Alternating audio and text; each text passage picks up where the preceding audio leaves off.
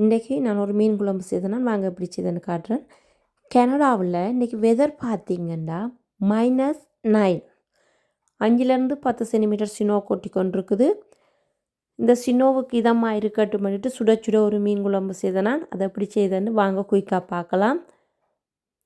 மண் சட்டியில் தான் இன்றைக்கி நான் மீன் குழம்பு செய்தேன்னா சட்டி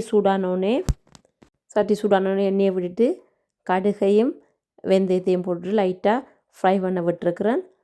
உள்ளியும் சின்ன சீரகத்தையும் உரலில் குத்திட்டு போட்டுனா நல்ல சுவையாக இருக்கும். இப்படி ஒருக்கா நீங்கள் செய்து பாருங்கள்.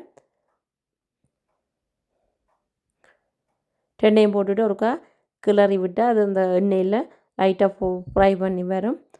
அந்த நேரத்தில் ஒரு கருவேப்பிலையை உருவி போடுறேன். போட்டுட்டு அதே மாதிரி ஒருக்கா கிளறி விட வேணும்.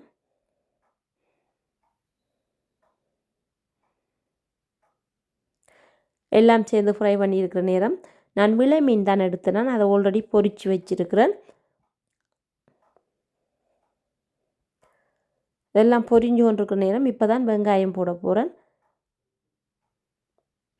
வெங்காயத்தையும் போட்டுட்டு ஒருக்கா கிளறி விடுறேன். தக்காளி பழத்தை அப்படியே முழுசாக கையால் பிசைஞ்சிட்டு போட போகிறேன். வளமையாக வெட்டிட்டு தான் போடுறது. இப்படி ஒருக்கா நீங்கள் செய்து பாருங்கள். சுவை அட்டகாசமாக இருக்கும். இப்போ இந்த ஒரு தக்காளி பழம் எடுத்து வச்சுருக்கிறேன். அதை எப்படி கையால் நசிச்சுட்டு நல்லா நசிச்சு ஒருக்கா சின்ன மசிச்சு விட்டுட்டு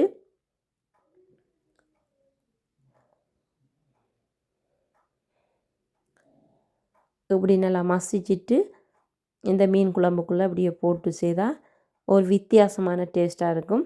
அது மண் சட்டியில் செய்து பாருங்கள். சுவை நல்லா இருக்கும். தேவையான அளவு உப்பு, அதோட கொஞ்சம் மஞ்சள் தூளையும்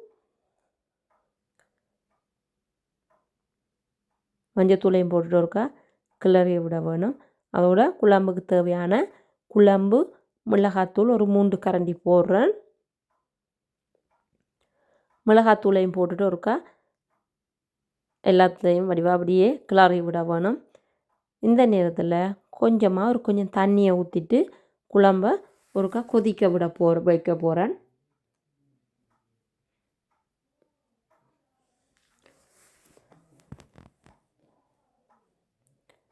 குழம்பு கொதிச்சுட்டு இப்போ மீனை குழம்புக்குள்ளே போட போகிறேன்.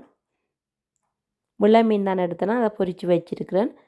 இங்கே மீன்கள் ஃப்ரிட்ஜில் கிடக்கிறபடியாக நாங்கள் பொரித்து சமைச்சா தான் டேஸ்ட்டாக இருக்கும். மீனை போட்டுட்டு தேவையான அளவு பழப்புளி கரைச்சி வச்சுருக்கிறேன். அதையும் விட்டுட்டு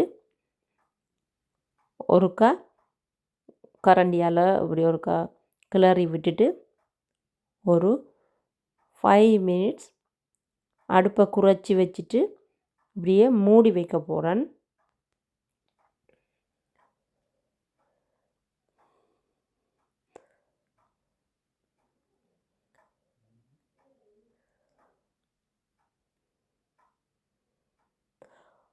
ஃபைவ் மினிட்ஸ் ஆகிட்டுது. இப்போ லைட்டாக திறந்து பார்க்க போகிறேன். இப்போ மீன் நல்லா கொதிச்சு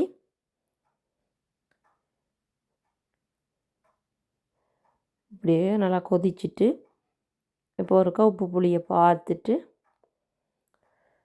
நல்லா அடிக்கிற சினோவுக்கு நல்லா சுட சுட இப்படி சாப்பிட்டா டேஸ்ட் நல்லா இருக்கும். நீங்கள் ஒருக்கா இப்படி ட்ரை பண்ணி பாருங்கள். மீன் வேணால் சுவை டேஸ்ட்டாக இருக்கும். இன்னொரு வீடியோவில் பார்க்கலாம். பாய்.